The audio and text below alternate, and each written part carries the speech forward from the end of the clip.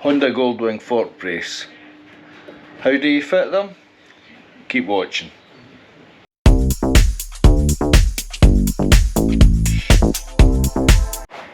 Hi, this is just a quick video. Somebody asked me about the Honda Goldwing fork brace and how it's fitted on.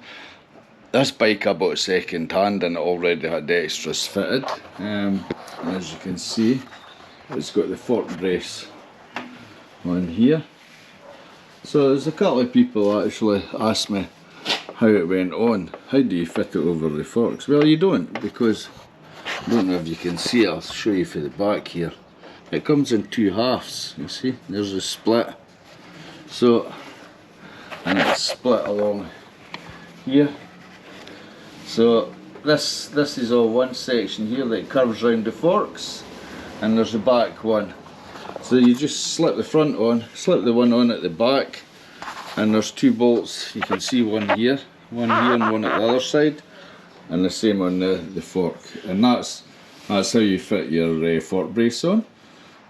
You don't have to strip everything off and slide them up over the forks at all. It's all done, it comes in two halves and it just pops on.